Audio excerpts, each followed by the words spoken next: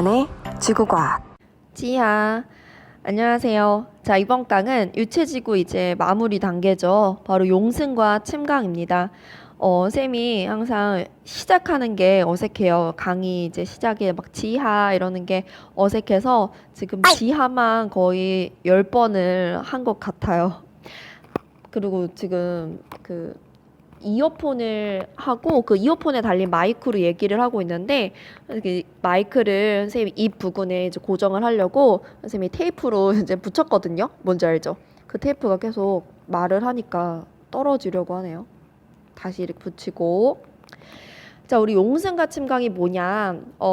우리가 표충수나 심충수나 모두 해수의 움직임이었는데 용승과 침강 역시 해수의 이동, 움직임을 의미합니다. 용승이란 건 위로 올라오는 거, 그리고 침강이란 건 아래로 내려가는 걸 의미해요. 자, 용승과 침강. 이제 그림을 그려서 한번 볼게요. 자, 이렇게 해수면이 있고, 그리고 여기가 이제 바다의 끝, 해저라고 했을 때 용승이란 건 여기 표층의 해수가 부족한 거예요. 얕은 곳에 있는 해수가 부족하다면 깊은 곳에서 끌어와야 되는 거죠. 그래서 이렇게 위로 올라가는 거, 그걸 우리가 용승이라고 합니다. 용승.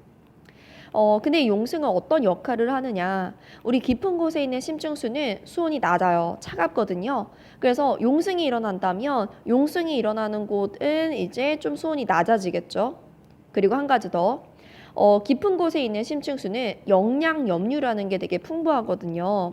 근데 영양염류가 뭐냐면 이 영양염류가 바다에 사는 그 생물들의 골격을 구성하는 재료라고 보면 되고요. 그리고 바다 생물들이 이제 생활을 하기 위해서 필요한 성분이라고 보시면 됩니다. 즉 영양염류가 많으면 바다 생물이 이제 많은 거예요. 잘 살 수 있는 환경이다. 그러면 용승에 의해서 여기 표층에 영양염류가 많이 공급이 되니까 용승이 일어나는 장소에는 표층에 바다 생물들이, 물고기들이 많이 살 것이다. 이렇게 생각할 수 있는 거죠. 자, 근데 반면에 이번에는 표층 해수가 부족한 게 아니고 너무 넘쳐요. 표층 해수가 너무 많으면 그 많은 해수가 이제 아래쪽으로 내려가야겠죠. 그래서 해수가 이렇게 아래로 훅 가라앉습니다. 자, 이렇게 아래로 가라앉는 걸 우리가 침강이라고 해요. 침강. 근데 이 침강은 어떤 영향을 주느냐? 아까 심층수에는 영양염류가 풍부하다고 했는데 표층수에는 뭐가 풍부하냐면 산소가 풍부해요. 산소. 왜냐면 얘가 대기랑 맞닿았으니까 대기에 있는 산소가 이 표층수에 녹아가지고 산소는 표층수에 많을 거고 그 표층수가 지금 심층으로 내려가니까 이 침강으로 인해서 깊은 곳까지 산소가 전달이 되는 거죠.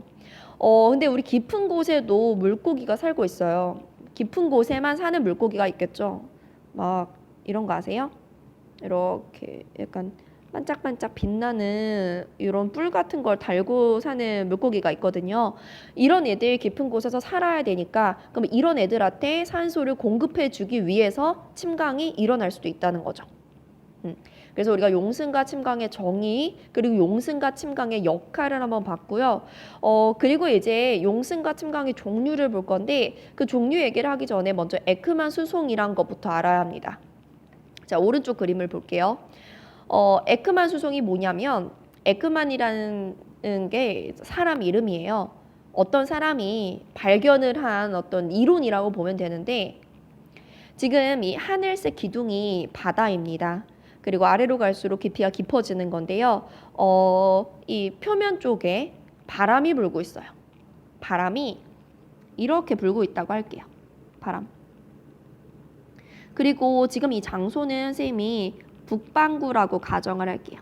북반구. 그럼 여러분, 지금 선생님이 그린 화살표처럼 지금 이 지역에 남쪽에서 북쪽으로 계속해서 바람이 붑니다. 그러면 바람에 의해서 그 아래에 있는 해수도 이동을 하겠죠. 근데 바람이 지금 남쪽에서 북쪽, 그러니까 쉽게 말하면 이 그림상에서 아래에서 위쪽으로 계속 불면 바닷물도 해수도 바람이랑 똑같은 방향으로 이동할 거다라고 우리가 단순하게 생각을 하는데 실제로는 그렇지 않아요. 실제로는 조금 어려운 얘긴데 우리 지구가 자전하기 때문에 이 해수는 바람이랑 같은 방향이 아니고 바람의 방향보다 살짝 오른쪽 방향으로 이동하게 됩니다. 그래서 수심이 0인 표면 있죠. 그러니까 표면이라는 건 완전 수심 0인 이 면을 말해요. 면. 이 표면의 해수는 이 바람이 부는 방향의 오른쪽으로 45도만큼, 그러니까 바람이 이렇게 부니까 이 방향의 오른쪽으로 45도만큼 틀어서 요 방향으로 표면의 해수가 이동합니다. 근데 표면의 해수만 바람의 영향을 받는 건 아니겠죠? 어느 정도 깊이까지는 바람의 영향을 받아서 해수가 이동할 텐데 깊이마다 해수의 이동 방향이 조금씩 달라요. 깊이가 깊어질수록 좀 더 오른쪽, 좀 더 오른쪽, 좀 더 오른쪽으로 이 해수의 이동 방향이 바뀝니다. 예를 들면 조금 더 깊으면 얘보다 좀 더 오른쪽으로 이렇게 이해가셨어요? 더 깊으면 얘보다 오른쪽으로 이렇게 더 깊으면 이렇게 쭉 가다가 이 표면의 해수 이동 방향이랑 정반대가 되는 깊이 있죠. 우리가 보통 그 깊이까지가 바람의 영향을 받는다라고 말하거든요. 그래서 여기까지로 우리가 뭐 에크만 층이다, 마찰층이다 이런 말을 쓰는데 지금은 막 어려운 용어까지 볼 필요는 없어요. 이건 지구과학 2 내용이니까 지금은 그냥 이렇게만 생각하면 돼요. 바람이 불 때 바람의 오른쪽 45도 방향으로 표면의 해수가 이동을 하고 그리고 바람의 영향을 받는 어느 정도 좀 얕은 해수를 말하겠죠. 그 얕은 해수들의 이동 방향은 다 다른데 그 이동 방향을 평균하면 어떻게 되냐면 바람 방향의 오른쪽 90도 방향이에요. 그러니까 이렇게 이동한다는 거예요. 이렇게. 바람이 불면 바람의 오른쪽 90도 방향으로 해수는 이동하는구나. 물론 뭐 가장 깊은 곳에 있는 해수까지 이동하는 거 아니고 얕은 곳에 있는 표층 해수가 이동하는 거겠죠. 가끔 이제 표면이랑 표층 해수를 이제 구분 못하는 학생들이 있는데 표층은 말 그대로 얕은 깊이까지의 해수를 말하는 거고 표면이란 건 아까 쌤이 말했듯이 딱 수심이 0이 되는 그 면 자체의 해수를 말합니다. 자, 그래서 이제 에크만 수송의 정의를 읽으면 이해가 되죠. 읽어볼까요? 지구의 자전 효과로 에크만 층, 그러니까 바람의 영향을 받는 층 내에서 해수의 평균 이동 방향은 바람의 오른쪽 직각 방향으로 나타난다. 물론 북반구에 한정해서. 남반구는 바람의 왼쪽 직각 방향으로 나타나는데 문제는 거의 북반구로 나온다. 됐죠? 자, 이제 어떤 기본기는 끝났어요. 자, 그러면 이제 용승과 침강의 종류를 볼 건데 이제 용승과 침강의 원리는 다 똑같긴 한데 그 상황에 따라 종류를 우리가 나눌 수 있는 거죠. 자, 먼저 연안 용승이에요. 연안이란 게 해안가, 그러니까 육지랑 바다랑 만나고 있는 장소를 말합니다. 거기서 일어나는 용승과 침강을 한번 볼게요. 자, 일단은 계속 우리는 북반구라고 가정을 하고 그림을 해석을 할 겁니다. 자, 왼쪽 그림 보세요. 자, 왼쪽 그림에서 지금 해안가인데 바람이 이렇게 불고 있죠. 그러면 표층, 그러니까 얕은 곳에 있는 해수는 바람 방향의 오른쪽 90도, 오른쪽 직각 방향으로 이동한댔어요. 바람이 이렇게 불고 있어. 바람의 오른쪽 90도 이렇게 해수가 이동한다는 거죠. 그러면 여러분 보세요. 지금 해수의 이동 방향은 육지에서 빠져나가는 방향이죠. 그러면 이 육지 쪽에 표층 해수가 부족해요. 계속해서 바다 쪽으로 빠져나가니까. 그럼 그 부족한 표층 해수를 채우기 위해서 심층수가 올라온다. 즉 용승이 일어난다라는 거죠. 그러니까 우리가 배운 원리랑 똑같은데 연안가에서 바람이 원인이 된다 이렇게 생각하면 되죠. 자, 침강도 마찬가지입니다. 자, 바람이 이번엔 이렇게 불어요. 바람의 오른쪽 직각 방향이래요. 바람의 진행하는 방향에 바람이 이동하는 이 방향의 오른쪽 직각 방향이니까 이게 바로 표층 해수의 이동 방향이죠. 여기 빨간색 화살표들로도 나와 있습니다. 그럼 보세요. 여러분 육지 쪽에 해수가 공급이 됩니다. 그럼 육지 쪽의 표층 해수는 이제 부족한 게 아니고 쌓여가지고 넘치는 거예요. 그러면 그 해수가 아래쪽으로 내려가야 된다. 즉 이때는 침강이 일어나는 거죠. 지금 선생님이 그린 거는 이 육지가 이렇게 있을 때 그 땅덩어리의 동쪽 부근에서 바람이 불 때를 나타낸 건데 그림은 어떻게든 나올 수 있습니다. 육지에 뭐 서쪽으로 나올 수 있고 바람의 방향도 계속 바뀔 수 있고요. 근데 우리가 이 원리를 알았기 때문에 어떤 식으로 그림이 나와도 해석할 수 있는 거죠. 자, 이제 연안 용승, 연안 침강 끝났고 두 번째는 기압 변화에 따른 용승과 침강입니다. 그러니까 기압 변화라는 거, 기압이 높아진다, 고기압이 된다, 기압이 낮아진다, 저기압이 된다. 이런 경우에 용승과 침강이 어떻게 나타나느냐. 자, 먼저 저기압부터. 여러분 지금 이 하늘색 직육면체가 선생님 바다라고 그린 거고요. 이 바다 표면 위로는 대기가 있겠죠. 근데 그 대기에 저기압이 형성이 된 거예요. 저기압이라는 건 뭐냐? 기압이 낮다라는 거기도 하고, 그리고 저기압에서 바람은 어떻게 부냐? 바람이 시계 반대 방향으로 불어 들어와요. 한 번 더. 저기압은 바람이 시계 반대 방향으로 불어 들어온다. 그러면 저기압에선 바람이 이런 식으로, 이런 식으로, 이런 식으로, 이런 식으로 지금 시계 반대 방향으로 바람이 불어 들어오고 있죠. 그러면 이 파란색 화살표는 바람이고 우리 표층 얕은 곳에 있는 해수는 바람의 오른쪽 90도 방향으로 이동한다고 했으니까 보세요. 바람이 이렇게 불잖아요. 바람의 오른쪽 90도 이렇게 에크만 수송이 일어나죠. 마찬가지로 바람의 오른쪽 90도, 바람의 오른쪽 90도, 바람의 오른쪽 90도로 에크만 수송이 일어납니다. 그러면 이 검정색 화살표가 바로 해수의 움직이는 방향이잖아요. 그러면 저기압 부근에서는 해수가 그 저기압에서 퍼지는 방향으로 이동한다는 거니까 여기 표층의 해수는 부족해요, 넘쳐요? 부족하죠. 퍼지니까, 해수가 사라지니까. 그럼 그거를 어디에서 가져온다? 아래에서 펌핑 끌고 온다. 즉 저기압에서는 용승이 일어납니다. 그리고 대표적인 저기압이 뭐냐? 저기압 중에 제일 강한 저기압이 바로 열대 저기압. 열대 저기압 여러분 다 아는 겁니다. 이 열대 저기압의 별명이 바로 태풍이거든요. 그러면 요즘도 우리 태풍 많이 오지 않습니까? 태풍이 올 때 바다에서는 용승이 일어날 수 있다는 거죠. 태풍이 어떤 바다를 지난다. 그럼 그 바다에서 용승이 쫙 이렇게 일어나겠죠.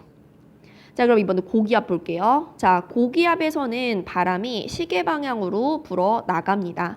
고기압은 시계 방향이에요. 자, 고기압. 우리가 고기 먹으러 고기 앞에 갔어요. 시계가 째깍째깍째깍 막 고기 먹으니까 너무 행복해서 시계가 잘 간다. 이렇게 생각을 하세요. 자, 그래서 고기압은 시계 방향으로, 시계 방향으로, 시계 이렇게 가잖아요. 시계 방향으로 불어 나갑니다. 그러면 지금 이 파란 화살표는 바람인 거고 우리는 이 바람의 진행 방향의 오른쪽 직각 방향으로 해수가 이동할 거다. 그럼 그 표층 해수에 이동하는 방향, 즉 에크만 수송을 검정색으로 그려보자. 바람이 이렇게 분대요. 그 부는 방향의 오른쪽 직각 이건 거죠. 마찬가지로 오른쪽 직각, 오른쪽 직각, 오른쪽 직각으로 이렇게 해수가 이동한다. 그러면 지금 표층의 해수들이 모입니까? 퍼집니까? 모입니다. 고기압이 만약에 형성이 된다. 그럼 고기압 밑에 있는 그 표층 해수는 막 이제 표층 해수가 넘칠 테니까 그 넘친 거 훅 하고 밑으로 가야겠죠. 그래서 고기압 밑에서는 침강이 일어납니다. 그래서 우리가 저기압은 용승, 고기압은 침강 외우는 게 아니고 요 원리를 이해해야 되는구나. 이렇게 화살표를 다 그릴 수 있어야 되는구나. 자, 그러면 이제 세 번째 종류를 볼게요. 세 번째는 적도 용승이라고 나와 있는데 적도, 그러니까 위도 0도인 곳에서 일어나는 용승. 적도 침강이란 건 없고 적도 용승만 있습니다. 그래서 적도 용승을 볼 건데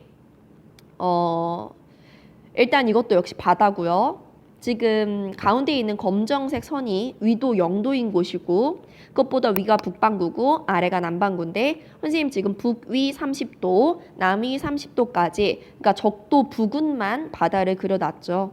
자, 요거를 우리가 하려면 일단 대기대순환을 이해하셔야 돼요. 대기대순환 여기 조그맣게 그려볼까요? 확대해서. 아이고, 선생님이 여기다 그려볼게요. 자, 요렇게 우리 지구가 있습니다. 다시.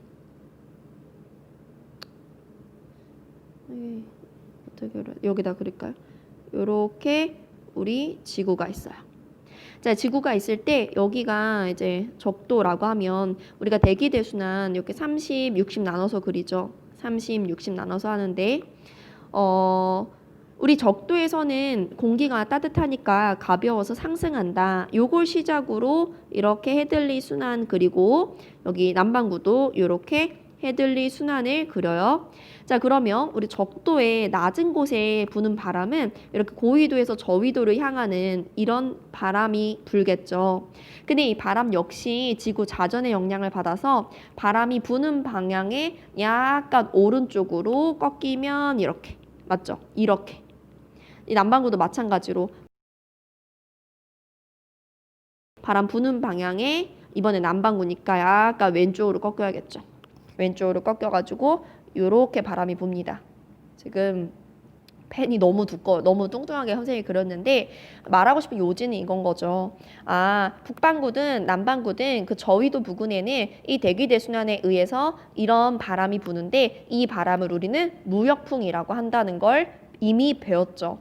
그러면 다시 돌아가서 북반구는 0에서 30도 사이에 요런 방향으로 무역풍이 불고 남반구는 0에서 30도 사이에 요렇게 무역풍이 분다. 이 무역풍의 방향은 우리가 이미 알고 있다. 그런데 무역풍도 바람이니까 바람이 분다면 그 바람의 오른쪽 90도 방향으로 남반구 같은 경우는 왼쪽 90도 방향으로 에크만 수송이 일어날 거다. 자, 에크만 수송은 이제 두 줄 화살표를 그릴게요. 바람의 오른쪽 90도 맞죠? 바람의 오른쪽 90도. 남반구는 바람 부는 방향. 바람이 이렇게 부니까 바람 부는 방향에 이게 오른쪽이고 이게 왼쪽이잖아요. 왼쪽 90도로 이렇게 해수가 이동한다. 자, 이 두 줄로 그린 화살표가 바로 표층, 얕은 곳에 있는 바닷물의 이동 방향인데 그럼 여러분 보세요. 지금 적도를 기준으로 적도에서 표층 해수가 퍼지고 있어요? 모이고 있어요? 퍼지고 있습니다. 아, 그럼 적도 부근에서는 해수들이 이렇게 막 퍼지고 있다?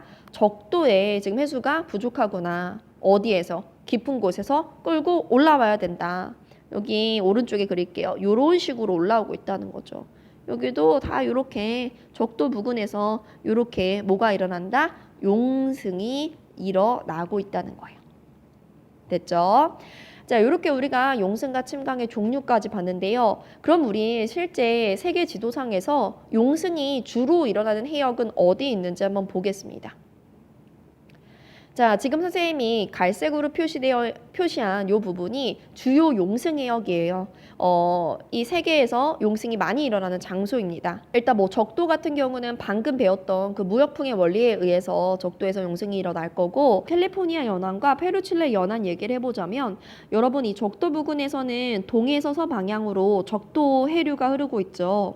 그러면 이 적도 해류에 의해서 여기 동쪽은 표층 해수가 조금 부족해지겠죠. 그래서 그 부족한 표층 해수를 채우기 위해서 깊은 곳에서 해수가 올라오고 있고 그게 바로 용승이죠. 그래서 이런 곳도 용승이 일어난다. 근데 이 중에서 우리가 요 페루칠레 연안에 한번 주목을 해볼게요. 여러분 이거 지금 태평양이죠. 태평양의 약간 동쪽이죠. 동태평양인데 남반구 에 해당하는 요 페루칠레 연안을 보면 여기가 이제 용승이 일어나니까 수온도 적도 부근임에도 불구하고 조금 낮을 거고 그리고 영양 염류가 풍부해서 물고기가 엄청 많이 잡혀요. 그래서 이 페루칠레 쪽에 가면 물고기가 많이 잡힌다. 그 중에 어떤 물고기가 많이 잡히냐면 얘가 누굽니까? 얘가 바로 펜이 왜 이렇게 두꺼워? 얘가 바로 정어리라는 물고기예요. 아, 우리 막 정어리 모양 초콜릿 이런 것도 팔던데 실제 이 페루칠레 부근에서는 정어리 물고기가 굉장히 많이 잡힙니다. 그래서 뭐 정어리 통조림뿐만 아니라 이 정어리를 막 피자 위에도 올려 먹고 막 파스타에도 넣어 먹고 그리고 막 파이 같은 거 빵 만들 때도 정어리를 넣고 한다고 해요. 근데 어느 날 이 페루칠레 연안에 정어리가 갑자기 떼죽음을 당해가지고 정어리들이 막 다 죽어 있는 거예요. 그걸 이제 물고기 잡는 사람들이 발견을 한 거죠. 근데 그 정어리가 이렇게 떼죽음을 당했을 때 그때가 날짜가 12월 25일 크리스마스 성탄절 부근이었거든요. 근데 우리 성탄절이란 건 아기 예수가 오는 날이죠. 아기 예수가 오는 날 정어리가 떼죽음을 당했다. 그래서 그 원인을 우리가 알아내 보니까 이 페르칠레 연안은 원래는 용승이 일어나가지고 수온이 조금 낮은 곳인데 무슨 이유인지 모르겠는데 여기가 평상시보다 수온이 높아져가지고 정어리들이 갑자기 죽은 거다. 그래서 우리가 그걸 뭐라고 하느냐? 이렇게 페르칠레 연안의 수온이 평상시보다 높아진 그 현상을 크리스마스 때 아기 예수가 오니까 그 이름을 따서 아기 예수가 남자아이잖아요. 남자아이를 우리가 엘니뇨라고 하거든요. 그래서 엘니뇨가 바로 이렇게 만들어진 현상입니다. 그래서 우리가 이번 시간에 용승과 침강에 대해서 배웠다며 다음 시간에는 그 연장선상으로 엘니뇨와 라니냐 얘기를 배워볼 거예요. 그러면 이번 시간 수업은 여기까지 마치고 우리 다음 강에서 만나겠습니다. 안녕.